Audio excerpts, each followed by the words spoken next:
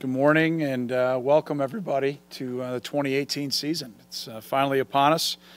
Before I get talking about the game, there's somebody in particular though I got to talk about, and it's his 25th anniversary with our squad this year. It's Teddy Albrecht, and fired up for 25 years with Teddy Ballgame calling the games alongside Mr. Cat, and not only a great analyst, but more importantly, just an absolutely spectacular person. So 25 years, my friend. It's absolutely spectacular. Obviously going into the opener, there's excitement across the country. It was fun to watch football last week with my kids and see, a lot of life lessons that you can learn. So it was a fun weekend, but now it's exciting to kick off Big Ten play. Huge challenge for us on the road. Obviously getting ready for an outstanding opponent, an incredibly well-coached team. And anytime you play a conference game on the road, it's an incredibly huge challenge. So we're aware of that. We've been working diligently to get prepared, and hopefully we'll take that preparation with us down to West Lafayette. So with that, how about some questions? Just for the sake of the cameras, if you have a question, Thank you, Paul. What did you think of Purdue's performance in its bowl game? And Purdue's offense, is it particularly tough to prep for because what a lot of different formations, potential for trick plays? Well, their bowl game was outstanding. It was a back and forth game. Huge play. I mean, they did a great job, especially down the stretch. I mean, the Arizona brought a max blitz with a free safety, and then a couple plays later did the same thing. They changed the protection, the back. They kept 7 in, kept the back. They did a great job, and just a huge pitch and catch for the win. And their defense got the pick down the stretch. When a guy actually slipped and free safety made a great play. So I, really impressed. I mean, I think just in general impressed with every Big Ten team in bowl season that went out and won. I think everybody that went out and won played well. Not perfect, but played well enough to win against good opponents. So that was impressive. And yeah, Jeff and his offensive staff, he and Brian and their entire offensive staff do a really good job of changing things up, playing to their strengths, keeping you on your toes formationally, keeping you on your toes from a standpoint of, their run schemes, and then obviously their down-the-field throws. And, everybody's got gadgets. I mean, you're a big gadget guy, Teddy. You've been asking me about that for 13 years. I mean, Inspector Gadget, that's what we should call you, It is what it is. You get prepared for everybody that way, and it'll be no different this week. Kind of going off that, they haven't announced the quarterback for Thursday, and the two guys, Sindelar and Blow, kind of have different skill sets. How have you been preparing for those two different options? Oh, I think they're more similar than different. When you go through their whole body of work, both young men are winners. I saw a great deal on their BTN special, talking about both guys, how close they are, especially with both guys going through off-season injury, surgery, recovery. I'm sure they spent a lot of time with Ryan Collins, their AT, and each other getting prepared for camp and for the run that they're going to go through through a Big Ten season. So we expect to see both. Fitz, what can you say about your quarterback situation and, who's likely starter on Thursday or whatever? Yeah, I like our quarterback situation a lot.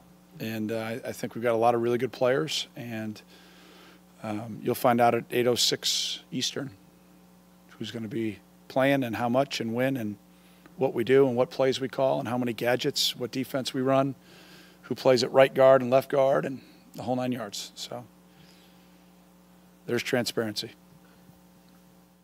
So do you tell all the guys in the quarterback room, hey, only tell your mom or your dad, don't tell friends? No, I just don't tell you guys. But what are they allowed to? Who are they allowed to tell? I'll tell them whatever I want to tell them, and they won't tell you anything. They're well coached. You got to remember now, these are Northwestern student athletes. Hunter Johnson starting. There you go. Write it down. All right, here we go. Coach Jeremy Larkin, obviously in the starting position, coming down off that depth chart. In talking with him, what do you think his expectations are personally, along with his goals? Well, I don't want to speak for Lark, but Ted, I think his goals are very high and his aspirations are very high. I mean, taking over the reins from the all-time leading rusher in program history. So, I think he understands the role that he has the opportunity to take over. I think John Moten has had an outstanding camp too. Those two guys have really, I think, taken the next step in both their careers, and I like that room a lot. I think it's got some really solid depth. I think the change in coaching is always challenging on the players, and I think from a standpoint of the way that they mesh with Coach Ianni and vice versa, I think has been is always a work in progress. But I think it's been a good mix and a good development there from that whole group. It's when your offensive line has been good, you've had the competitive depth. When we talked media day, you didn't know whether you had competitive depth there. Do you have it there, and how was the line look? Yeah, I like where they're at this point. As I look at the starting group and maybe the top 8, they've got quite a bit of experience, and they've been through battles. We're going to continue to have that group competing, obviously, like we will every position, but most importantly, that group. I think when we've been consistent there, we've been pretty solid offensively. Pat, how much bigger is your freshman flight deck this year because of the rule change? I mean, how many of these guys are we likely to see? Well, we just got some good news this morning that we get to travel 74 now instead of 70. The Big Ten made that decision. So I think that's, again, coupled with the freshman redshirt rule, I think a great change, to give us a little bit more flexibility to travel more guys. So that, we'll take full advantage of that, especially being on the road here in the opener. But, as I look at start of the season, it won't really be a big change. The guys that have earned the ability to be in the depth, the guys that have earned the roles of being in the kick game, those guys are going to go, and then we've got a month to figure out whether or not this is it, and we'll put them back on the shelf, or we'll flight deck guys and play them back and forth. I think as you get to later in the year is when it gets to a little bit more of the art that it will become. This year it's an unknown for everybody, but it'll definitely be a topic of conversation each week, especially when we're at home and we have full capabilities of our entire roster to who we may use, who we may put in backup roles, things of that nature. And you hope you're playing in big games in November. You hope, by the way, you play in September, I guess August, September, and October, you play well enough to put yourself in position to play in big games in November. And if you are, this new rule gives you a lot of flexibility to hopefully fill in some holes if you've managed it properly. So we'll see how it all plays out. Solomon Vault, not on here. Is he with you? Is he healthy? I'll talk about guys in the 2 deep.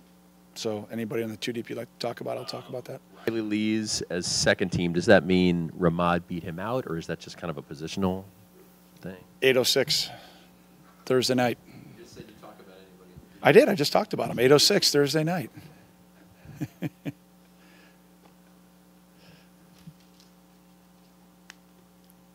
I get one opener. I'm sorry. I hate to break it to you. Next will be the bye week. Then will be the bowl game. No, you get to watch we get to watch the game. After that, I'm not saying anything. This is my 13th year. I'd say my first rodeo. Hey, Pat, the challenge of college football versus the NFL, you don't have preseason games. Some of this I have to imagine is a little bit of guesswork. What can you explain that challenge?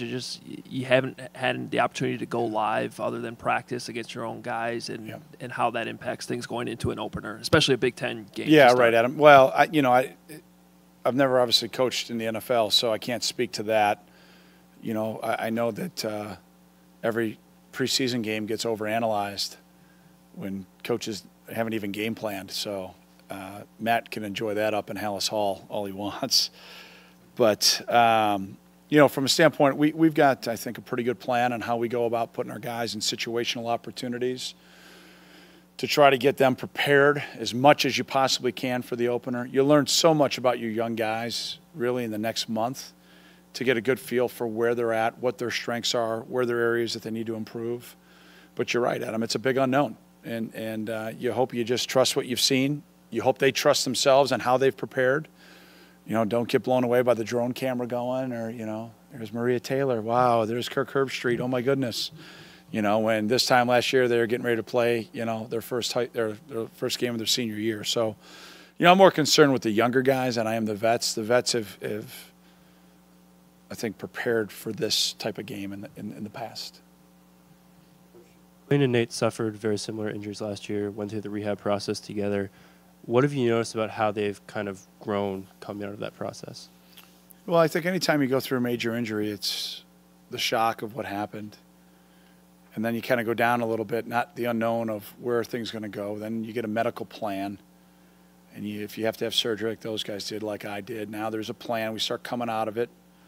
You hope to get out of the surgery with everything saying, hey, it went the way we thought it would. And then you start the rehab process. And at the onset of that, it's really challenging mentally, more so mentally than physically. And then you get things going and you hit a plateau and you're really close to being able to play, and then it's really on the medical team on whether or not they're going to clear you. And then that's that last hurdle to get over is the medical side, but the bigger hurdle is your mental confidence. You know, I'm ready to go, and that usually happens after you go back out and play. And, you know, for me personally, I was very, very limited going into my senior year. I wasn't cleared to participate full until basically the start of training camp. So, you know, those are things that we talk about a lot when we go through major injuries. We work hard with Kevin Kikagawa and our athletic training staff and our sports psych folks to hopefully give the guys the tools of self-talk and how to work through these challenging experiences. But I think it makes you stronger in the long run. And I'm not minimizing the challenge, but I think in the long run, now that I can look back on it 20 years ago, it makes you definitely stronger. Has there been specific advice that you've given them, given kind of you were senior, what happened to you, you came in, it was having you as like a leader of the team? Yeah, just kind of everything I just said. And, you know, just embrace the process that you're going to go through. Know that every day is not going to be perfection. And, you know, there's going to be more valleys than peaks as you go through this. And then just enjoy it, especially when you get back out there. Enjoy the heck out of it. It's a game you love, and enjoy every moment of it because they now know what it's like to have the game taken away from them. And that typically is a pretty strong motivator. You mentioned being able to travel 74 now instead of 70. I imagine that's in response to the new redshirt rule. Yeah. But Yeah. was that something? I know James Franklin had talked about that earlier. Was that something a lot of the coaches had kind of pushed for in terms of being able to play more players now? So we should. Oh, I think every coach would like to take his whole roster. I would. Yeah. I mean, we'll do whatever the rule makers make up as far as what we can do, but it just makes too much sense. And yeah, it's in direct correlation to the redshirt rule change. I think it's all governed by conference. Yeah, conference to conference. Following up on that, have there been games where you said, wait, I wanted to play a guy who would have been 71st, 72nd on this trip? You know, it's actually the other way around. We've gone on the road and we've had games that are I wouldn't say done, but you know, you're at a certain point where you know, the outcome is inevitable, and you would have loved to have been able to get some guys into the game. More importantly, get some other guys out of the game. I mean, a couple of years ago, we had to play Garrett Dickerson at defensive end late in the game. You know, you know, I think football, it would be a great study. Percentage-wise of our roster allowed to travel has to be the least amount compared to all the other college sports, I would guess. I mean, I know our basketball teams take their full rosters or have the ability to do that, you know, things of this nature. So, again, a very small positive step. I don't know why there's a limit, to be quite honest with you. I think you should have the choice to travel however many you want. This isn't the National Football League. So I'm assuming the verbiage would be cost containment. I would be willing to take some of the money and use it for travel for games. The home team has a huge advantage, in my opinion, having full access to their roster. Yeah, Joe Madden talked about that. He said when the rosters expand, he wants to be able to get certain guys out of games, out of blowouts. Exactly. How do you look at the freshman rule? Are you more likely to try guys early in the season and then see, hey, is this somebody we want to limit to 4, or how are you going to handle that? Well, the guys, Teddy, that have earned playing time will play right now, and then we'll see how they perform here for maybe a couple weeks, and then make an evaluation on how we want to progress. Either, hey, you're going to play the rest of the year, and away we go, or, hey, we're going to take a couple weeks here and maybe pull you down off of this or pull you down off of that, maybe give another guy an opportunity. I think in the flow of offense and defense, it'll be more health of the position. And I think kick game wise, that's where there's a lot of flexibility. How many first-year guys are anticipated on Thursday? Anywhere from 8 to 12. They've earned it. Yeah. How many do we sign? 19? 20? Yeah, they're all eligible, but I expect 8 to 12. Huh? Hunter's ready to rock. Is 8 to 12 bigger because of the rule, or? No, I you know, you go back and if you were to study how we've managed the program, you know, my first probably 5 years, we needed to add depth and we needed to get older. And, you know, probably the last 7, 8 years, if you look, we've gotten to that point where now we can fill in guys accordingly and add more competitive depth. So it's just more of a program philosophy where now if you earn it, you play. Coach, how do you see the new kickoff rule having an impact on special teams? Do you think it could really change the play? No, yeah, it's a really good question. I do not think the kickoff play will change the play at all. I think if we wanted to change the kickoff, we should have put the ball at the 40. You know, what's not been talked about is once that ball's kicked on a kickoff, it's live like it always has been. But it's also then going, if you put your hand up for a fair catch, into the punt rule. So if you muff the ball, it's down right where you pick it up. So if you muff the ball on a catch at the 4-yard line, it's 1st and 10 at the 4, not at the 25. So I don't think we're going to get a whole heck of a lot of fair catches. So I don't anticipate. If you do, that's pretty risky because I'm going to have to come in here and actually talk to you guys post-game on why we started our possession at the 4 than at the 25. So I think the rule, the ball should have been moved to the 40. That's, you want to have fun? Put it at the 50. That would be a lot of fun. I mean, you want to talk about onside kicks and different things coming into play, that play would be completely different. And then, you know, at the end of the day, from a coaching standpoint, that would create all kinds of new strategy. But then you may not have to recruit a kickoff specialist either, which that would save some roster spots. So a lot of wins there. A lot of wins there. But we'll do it to 35 with this hybrid thing, and we'll change it again next year. The NFL thing hasn't changed. I mean, I've been watching a couple of those preseason games, and it just looks weird. It hasn't changed anything. Do you agree with the philosophy that those kickoffs are very dangerous and try to eliminate them, or not so much? You know, I played on both those teams, Teddy. I mean, from, second grade on. I mean, I was covering kicks around kickoff return. You know, it's a 40-yard dash, and a lot of times there's full speed collisions. So yeah, I'm a whatever makes the game healthier and safer, I'm for. I just don't think fair catching the ball makes it healthier and safer. I would have, if we had a vote as coaches, I think it would have been astronomically voted down. So hopefully we'll get it right next year if that's the goal. But I have not seen actual stats from the NCAA on the play to be able to speak from any semblance of an education on whether or not there's actually more. I'm assuming there are, but we've asked for that. We haven't seen it. As far as the AFCA, I mean, asked for it. If it's you in general, do you feel like this is a veteran team? You don't have a whole lot of young guys on the two deeps. You're playing more. Even if they haven't had playing experience, they're ready to step into roles. How do you feel about this? I think it's a mixture. You know, I think at some positions we're veteran, and I think it shows in the depth, and then some other areas. Even though, Patty Fisher is a captain, he's only played 1 year, So you look at some of these different nuances maybe of our roster, and I think it's hard to paint one picture or the other. I think it's a pretty good mix. It's kind of the ideal mix, to be quite honest with you, where we've got some veterans, we've got some younger guys that have earned roles that have really stepped up, and I think from a recruiting standpoint, Chris Bowers and our recruiting staff, we've done a great job continuing to get more and more and more competitive depth, especially at the line of scrimmage. And, it's going to be important as we continue to move forward and try to build this program. What constitutes a successful season? You know, I don't necessarily even focus on that, especially right now. I mean, my focus is on getting our team here in the next 36 hours prepared to go play a Big Ten opponent on the road. You know, the big picture things, we don't hide from the goals that we have. It's to win the Big Ten West, to win the Big Ten championship, and then go win our bowl game. I'd love to tell you that third one is win the national championship, because there's still a group of people on a committee in a room that it's out of our control. So what we can control is how we play and whether or not we win.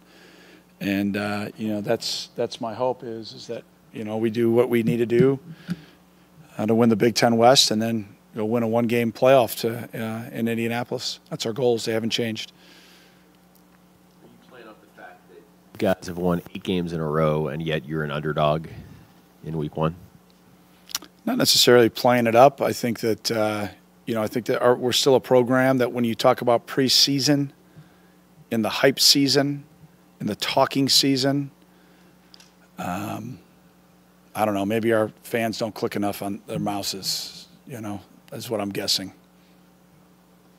You can pretty much, that's probably another great historical research of the top 25 teams over Teddy's time, 25 years. Which schools have been ranked preseason, and I got a sneaky suspicion you'll see a theme. Lots of clicks now these days.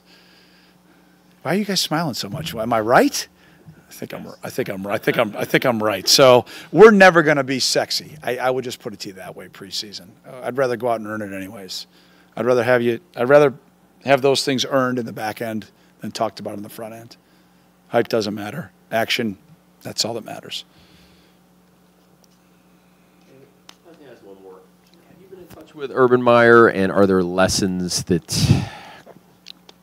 head coaches take from what transpired? I've not.